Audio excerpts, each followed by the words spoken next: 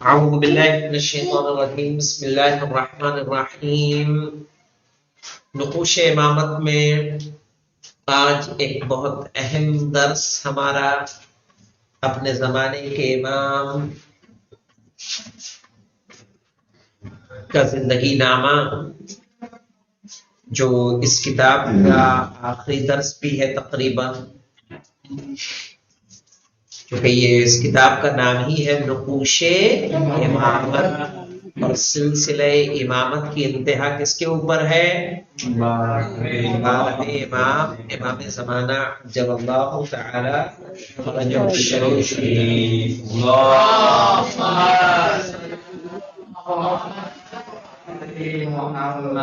عجل اللہ تعالی فرجہ الشریف کے معنی کیا ہوتے ہیں؟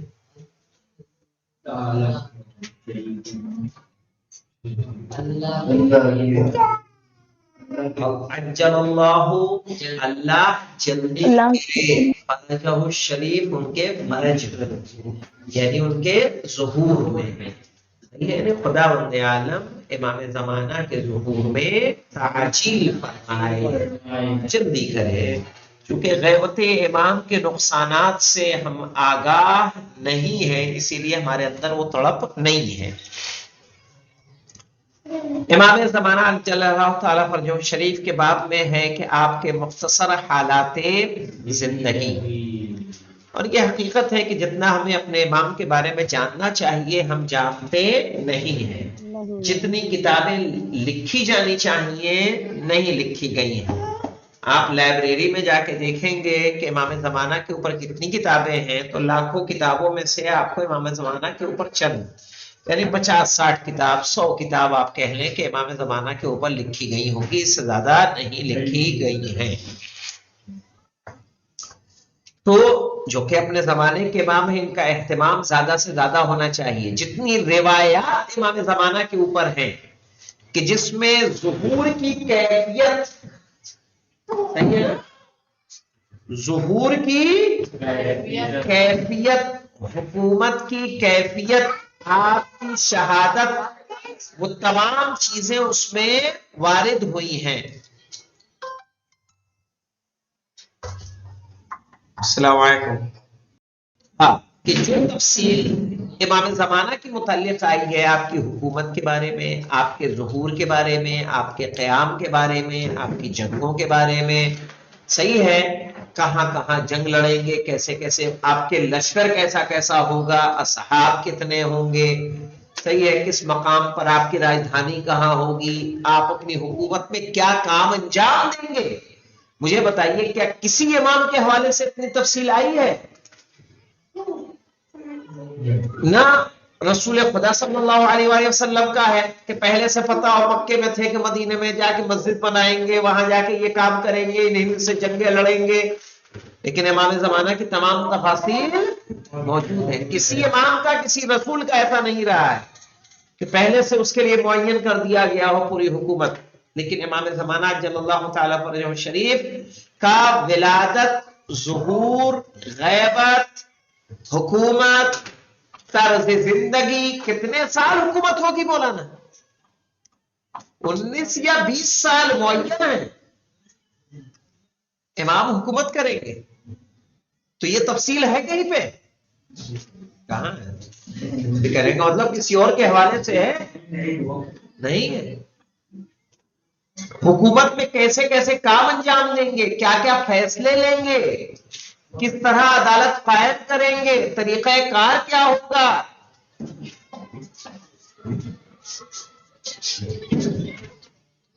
اور آن اسپاٹ فیصلہ ہوگا مولانا۔ آن اسپاٹ کا مطلب یہ ہے کہ امام کو تو علم ہے نا کس نے کیا کیا ہے،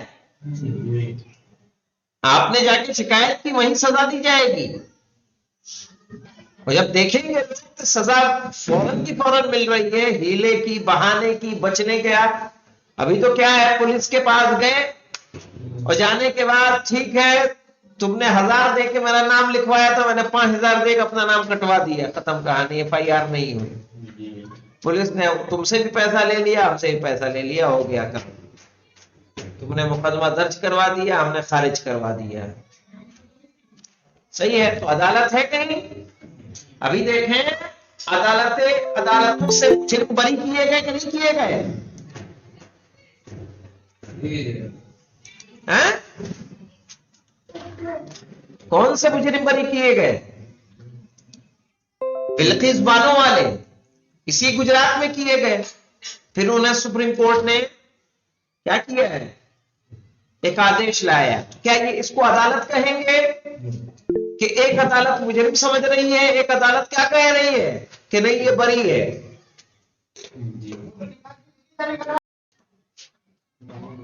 تو اتنی تفاصیل ہے کہیں پہ جی مولانا؟ کسی امام کے حوالے سے موجود نہیں ہے. اس کے باوجود امام زمانہ کی حکومت، امام زمانہ کی معرفت صحیح ہے. کب بھائی ایک ہمارے پاس گروہ ہے جو شعبان مہینے میں نکلتا ہے، جگہ جگہ جا کے ایک جلسہ کرتا، سمجھتا ہے کہ امام زمانہ کا حق ادا ہو گیا. ہم لوگ 15 شعبان کو اٹھتے ہیں اور ایک محفل کر لیتے ہیں، اس میں سمجھتے ہیں امام زمانہ کا حق ادا ہو گیا. جو کہ اپنے امام کے لیے جو اہتمام ہمارے پاس ہونا چاہیے وہ ہمیں نظر نہیں آتا. ارے یہاں تک یار موجود ہے امام کے حوالے سے کہ کس لشکر سے کہاں مقابلہ کریں گے، کون آپ کے ساتھ آئے گا. بھائی امام زمانہ کا وہ دور ہوگا جس میں شیطان مارا جائے گا امام کے ہاتھوں سے. شیطان مجرم کبیر جو آپ کب سے ہے؟ جناب آدم علیہ السلام سے ہے. سوچئے کہ ہمیں کتنی توقع رکھنی چاہیے امام کے آنے کی. بھائی ہر کام کس پہ لگا دیتے ہیں؟ شیطان ملعون ہے جو کیا کر رہا ہے، بھلا دے رہا ہے، بہکا دے رہا ہے، غلطی کروا دے رہا ہے. نماز میں کیا ہے؟ شیطانی تو حاوی ہوتا ہے.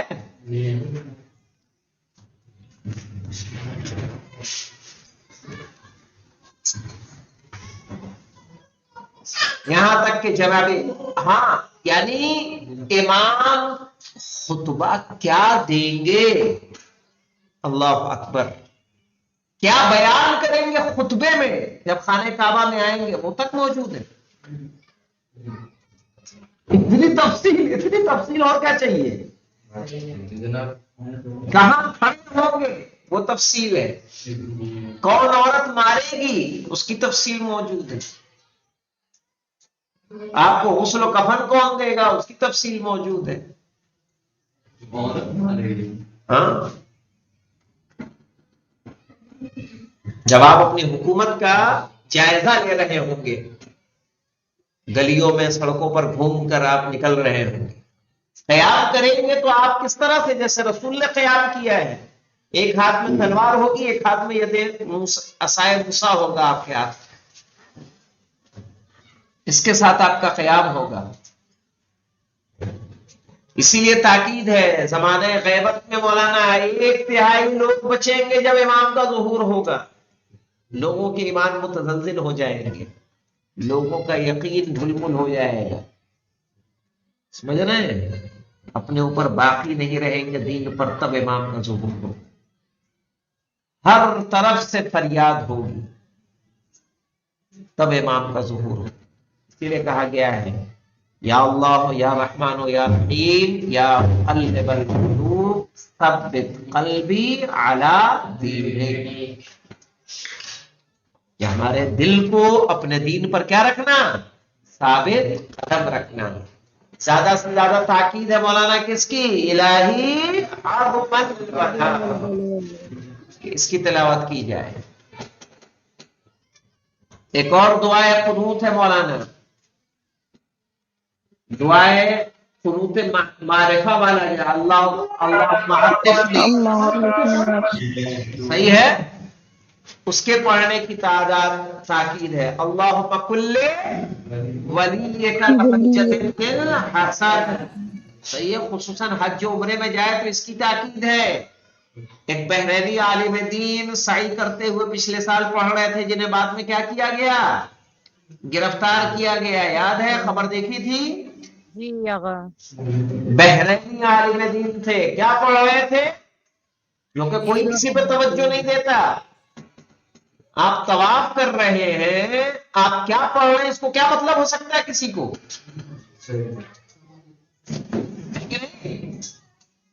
لیکن سوچئے ان کی ایک ویڈیو وائرل ہوئی باقاعدہ کہ وہ ہاتھ بلند کر کے، چونکہ پورا مجمع پڑھ رہا تھا ان کے ساتھ، جو گروہ ان کے ساتھ تھا، اللہم کل ولیک الحجۃ ابن الحسن، وہاں کچھ دعائیں ہیں، باقی جو اذکار آپ پڑھنا چاہے پڑھ سکتے ہیں.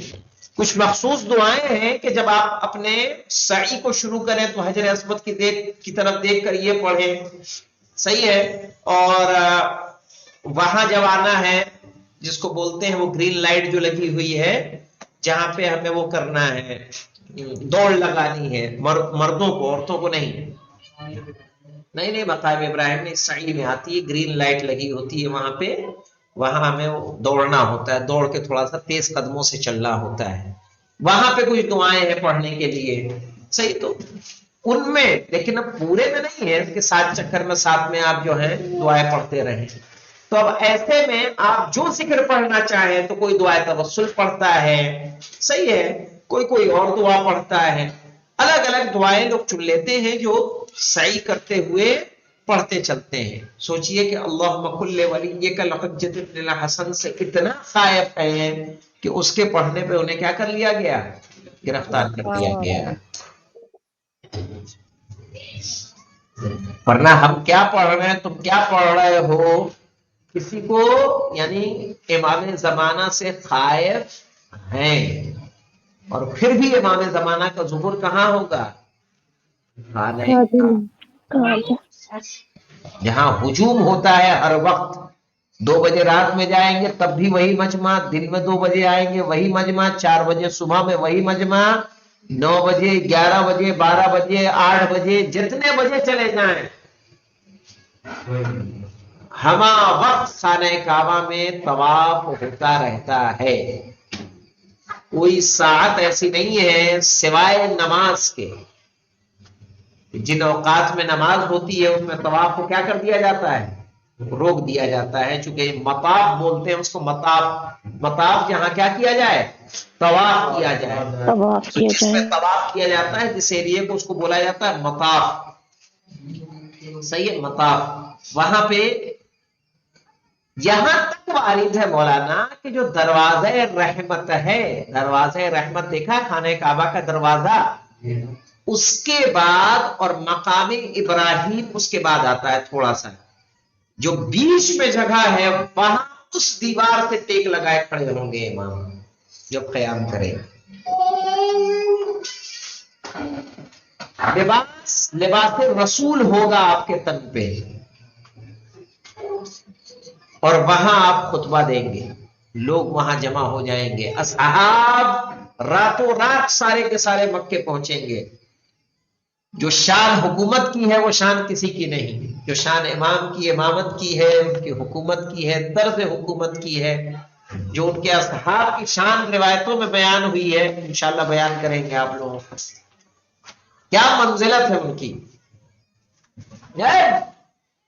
بادلوں میں سوار پہنچیں گے امام کے پاس، سوئیں گے بستر پہ کہیں کہیں دنیا کے کونے میں، کوئی بستروں سمیت پہنچ جائے گا امام کی بارگاہ میں. ہے کہ نہیں شان؟ اور سارے کے سارے 313 افراد ان کے محضر میں ہوں گے. ان کے ناموں کا تذکرہ، صحابی کون ہوں گے. زمانہ کتنا گزر گیا؟ 1420-23 کے آس پاس ہو گئے کہ نہیں ہو گئے؟ 1445 چل رہا ہے نا، صحیح ہے. اور 255 میں آپ کی ولادت ہے، 260 سے آپ کی کیا ہے غیبت میں، سن 260 سے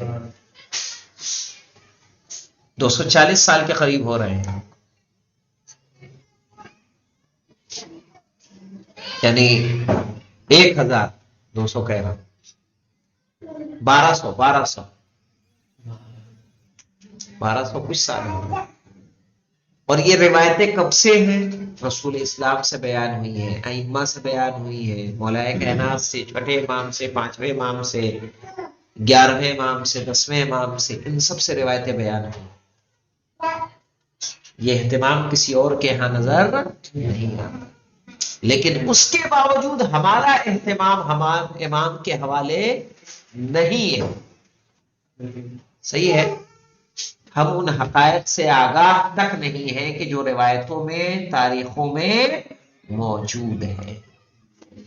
ابتدا کرتے ہیں مولانا، رفتہ رفتہ کوشش کریں گے کہ آپ کو کچھ بتاتے چلے کہ امام کی شان کیا ہوگی. سوچئے کہ جناب عیسیٰ رسول ہوتے ہوئے امام کے پیچھے ہوں گے. رسول کا درجہ تو امام سے بلند ہے، اور وہ کس کے؟ امام امام کے پیچھے ہوں گے. امام کی رکعت میں جنگ کریں گے جناب عیسیٰ، اور جناب عیسیٰ کو دیکھ کے تمام عیسائی امام کے پیرو ہو جائیں گے.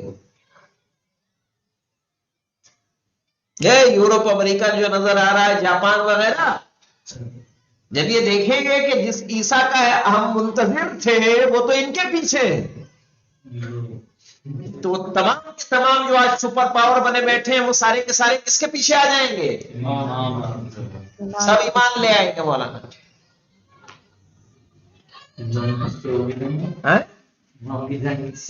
ہاں، امام کی جنگ کس سے ہوگی وہ آج اندازہ لگا سکتے ہیں لوگوں کے بیانات سے.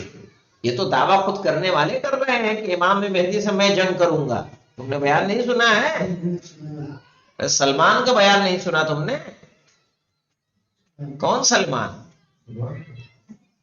ارے محمد، ہاں، ہاں وہ تو دیا تھا کہ نہیں بیان دیا تھا؟ سلمان خان نے. ارے نہیں بھائی، ارے سلمان جو محمد. یہ عہد ہے سعودی کا، محمد بن سلمان.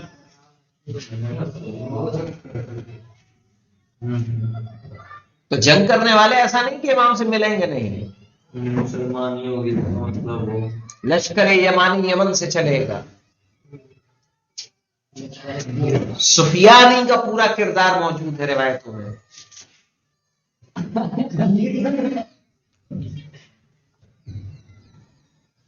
آئیے مولانا، ہاں امام کا نام لینے سے منع کیا گیا ہے مولانا روایتوں میں.